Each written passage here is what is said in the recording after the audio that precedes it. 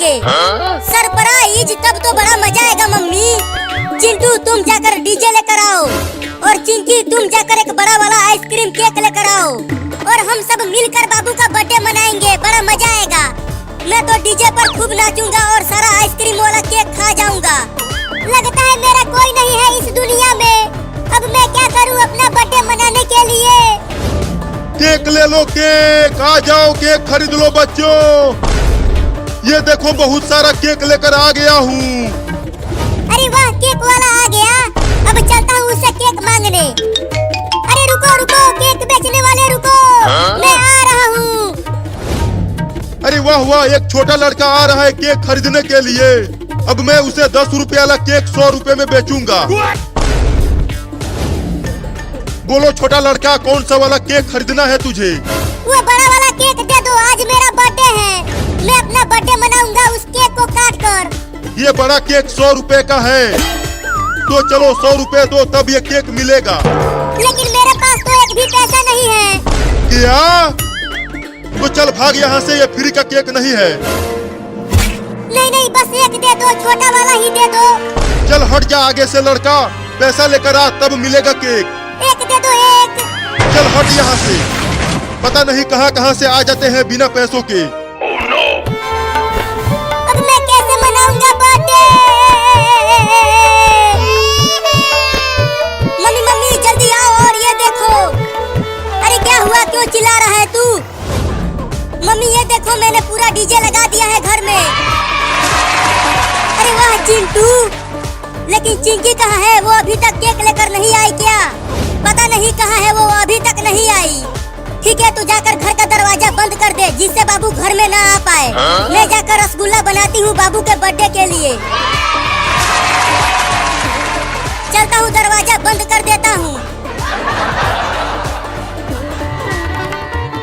अब क्या करूँ? वाह वाह वाह, कितना मीठा आइसक्रीम है। बड़ा मजा आ रहा है खाने में इसे। चलता हूँ, उस बिल्ली से आइसक्रीम छीनता हूँ। अब आइसक्रीम को ही काट कर मनाऊंगा अपना बर्थडे। अरे वो लड़का मेरी तरफ दौड़ते हुए क्यों आ रहा है? अरे वो बिल्ली, वो आइसक्रीम मुझे दे दे। अरे वो तो मेरा लाल वाला आइसक्रीम छीनने के लिए आ रहा है। भागो! रुक जा बे बिल्ली, मेरा बर्थडे है आज। वो आइसक्रीम मुझे दे दे। मैं नहीं दूंगा अपना आइसक्रीम, चले जाओ यहाँ से। नहीं देगा तो छीन लूंगा और तुझे उठा उठा के पटकूंगा भी। मम्मी और चिंटू ये देखो, मैं आइसक्रीम वाला केक लेकर आ गई। अरे वाह चिंकी, इतना बड़ा केक, इसे तो देखकर मेरे मुंह में पानी आने लगा। चलो इस केक को रख दो फ्रिज में और जाकर बाबू को बुला कर लाओ, हम उसे सरप्राइज देंगे। चल चिंकी, बाबू को ढूंढ कर लाते हैं। रुक जा बे बिल्ली, वो आइसक्रीम मुझे दे दे। अरे ये कमीना लड़का तो मेरा पीछा छोड़ ही नहीं रहा। अभी इसे बताता हूँ। अब आजा मेरे पास, खूब काटूंगा तुझे कमीना लड़का। दे दे दे दे, वो आइसक्रीम मुझे दे दे। रुक, तुझे अभी आइसक्रीम देता हूँ। अरे मम्मी बचाओ बचाओ, मम्मी बचाओ बचाओ, बिल्ली मुझे काट रही है। काट लिया।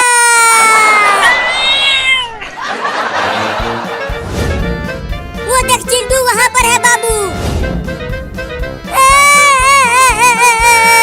बहुत तेज काटा है उसका मिनी बिल्ली ने। पूरा का पूरा उधेड़ कर रख दिया है मुझे। अरे बाबू क्या हो गया, तू इतना रो क्यों रहा है? और तुम्हारी ये हालत कैसे हो गई? एक कमीनी बिल्ली ने मुझे गिरा गिरा कर काटा है। क्या? चल अब घर चल, मम्मी ने बुलाया है तो। ये कितना मजा आएगा आज। हम सब पिकनिक पे जा रहे हैं जंगल में घूमने। मम्मी और कितना दूर है जंगल जहाँ हम पिकनिक मनाने जा रहे हैं? अरे इस गांव के बाद जंगल आने ही वाला है। चिंकी, जंगल में शेर, भालू और सियार रहते हैं। हम उन्हें शिकार करते हुए देखेंगे जंगल में, तब तो बड़ा मजा आएगा। मैं तो हाथी देखूंगी। चिंटू और तेज चला टेम्पो को और जल्दी से हमें पहुंचाए जंगल में। तो अब ये लो देखो कितना तेज चलाता हूँ टेम्पो को। सुनो ज़ॉम्बियों, तुम दोनों को आज इंसानों को काट कर उन्हें ज़ॉम्बी बनाना है, समझे? देखो वहां पर एक मचान रखा हुआ है।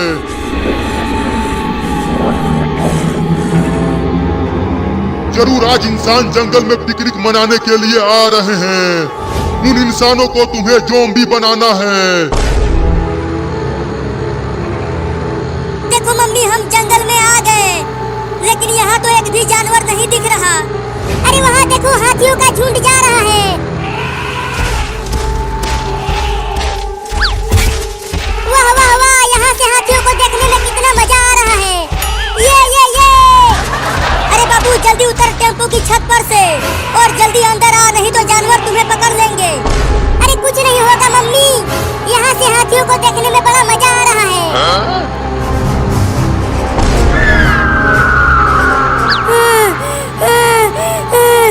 अरे दादा रे, क्या हो गया बाबू, तू इतना हांफने क्यों लगा? तू तो हाथियों को टेम्पो के ऊपर से देख रहा था ना। अरे चिंकिया मैं बाल बाल बचा हूँ। एक बड़ा गिद्ध मुझे ऊपर से ही पकड़ कर ले जाने वाला था। वो देखो ज़ॉम्बियों, इंसान आ गए जंगल में।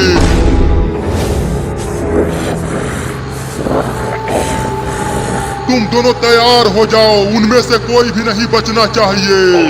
सबको काट कर ज़ॉम्बी बना दो। चलो अब तुम दोनों जाओ और उन्हें ज़ॉम्बी बनाओ।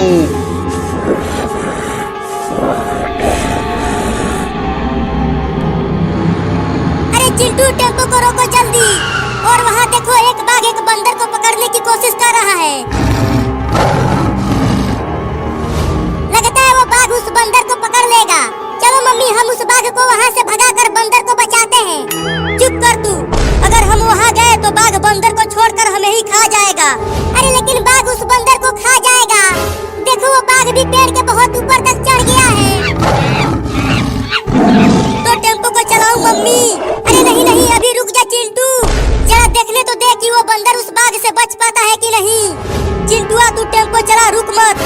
ठीक है मम्मी।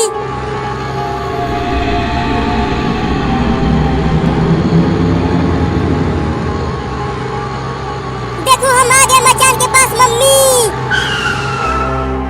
चलो सब जल्दी जल्दी टेम्पो से उतरो और उस मचान पे चलकर बैठो। चिंटू तू भी आ। अरे तू जा, मैं टेम्पो को वहाँ लगा कर आता हूँ।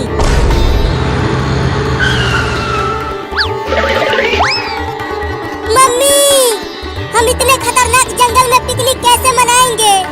बाबू तू जा और जंगल में से सूखी लकड़ियाँ इकट्ठा करके ला। मैं इसी जंगल में खाना बनाऊंगी और हम सब मिलकर खाना खाएंगे। ना ना ना ना ना ना ना ना, मैं नहीं जाऊंगा, शेर मुझे खा जाएगा। अरे तू जा ना, कुछ नहीं होगा। यहाँ आसपास कोई भी जानवर नहीं है, तू डर मत। नहीं नहीं नहीं रे, मुझे बहुत डर लग रहा है, मैं नहीं जाऊंगा। जा रहा है कि पीटूं? जाता हूँ जाता हूँ। लेकिन मुझे बहुत डर भी लग रहा है। ढेर सारा सूखी लकड़ी लेकर आना बाबू। ठीक है लाऊंगा, पता नहीं बच के वापस आऊंगा कि भी नहीं। मम्मी अब हम क्या करें? चिंटू तू जा जंगल में से फल तोड़ कर ला और चिंकी तू जा पानी लेकर आ। वहाँ पर एक नदी बह रही है, वहीं से लेकर आ जा। ठीक है मम्मी, मैं जा रहा हूँ ढेर सारा फल तोड़ कर लाने। मम्मी मुझे डर लग रहा है, तुम जाओ ना पानी लाने। वो दोनों चले गए, अब तू भी जा, नहीं तो पिटाई कर दूंगी तुम्हारा। ठीक है जाती हूँ। इतना डरावना जंगल है, मैं कैसे नदी तक पहुँचूंगी? अब जल्दी से सारा सामान लेकर आ जाए चिंटू, चिंकी और बाबू, फिर मैं खाना बनाऊंगी, बहुत तेज भूख लगी है। अरे ये पीछे से कैसी आवाज आ रही है? अरे ये कौन से लोग हैं? ये तो बहुत ही खतरनाक दिख रहे हैं। अरे कहाँ कहाँ ढूंढूं लकड़ी को? यहाँ आसपास तो सूखी लकड़ी दिख ही नहीं रहा है। चलता हूँ तब तक यहीं। अस्सलाम वालेकुम गाइस, क्या हाल चाल? ठीक ठाक, तबीयत से ठीक है?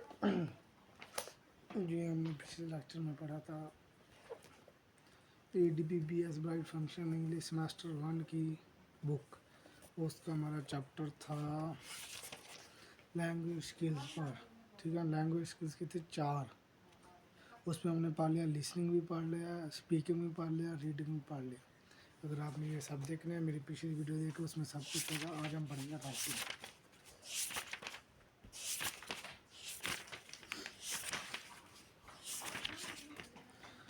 राइटिंग किधर गया चलो फिर डिक्टिंग नहीं, आज हम पढ़ेंगे यार ये भी नहीं,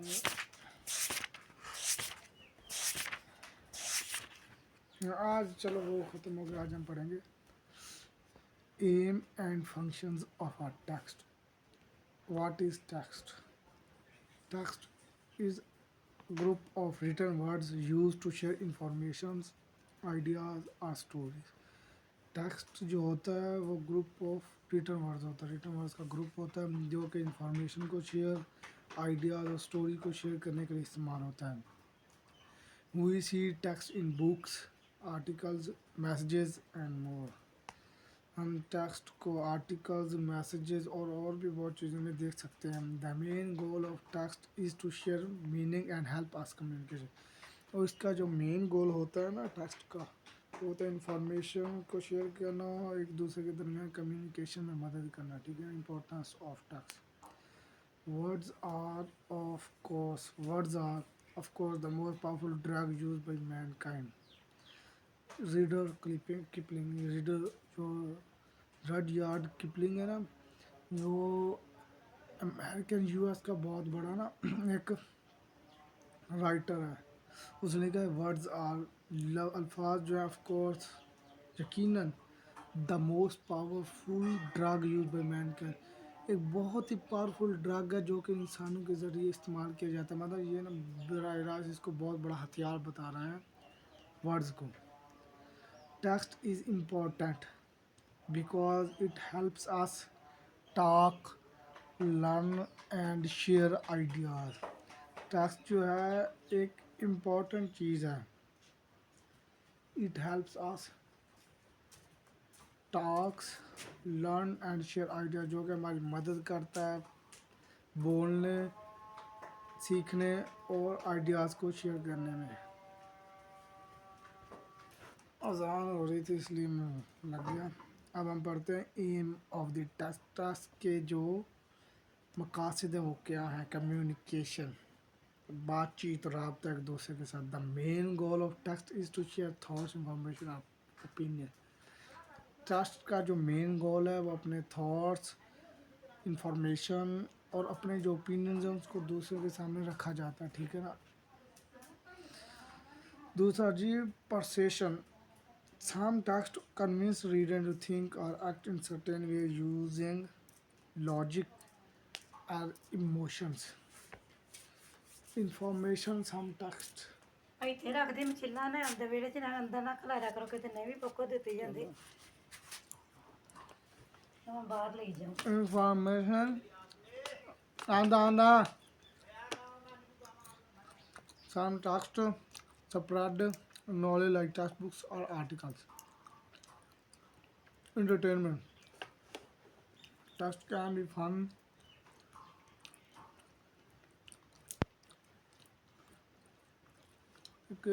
sorry brothers for disturbance। आदमी आ गया था इस वजह से। आगे हम शुरू करते हैं। ये थोड़ा सा मैं ना खा लूँ। आगे हम पढ़ रहे थे इन्फॉर्मेशन। इन्फॉर्मेशन का मतलब होता है रॉ डाटा एंड फिगर। कौन जो है एक ना अच्छे वे में करना, वो कहा है। दूसरा एंटरटेनमेंट।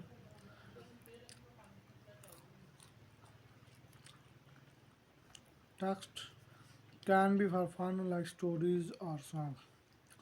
एंटरटेनमेंट में भी यूज़ होते हैं टेक्स्ट, जैसे फनी स्टोरीज लिखते हैं लोग, वही। रिफ्लेक्शन होता है अक्स। टैश हो वर्स टेक्स्ट आपका अक्स भी दिखाते हैं कि आप अंदर से कैसे हैं। ठीक है ना। रिफ्लेक्शन हो गया क्लैरिटी।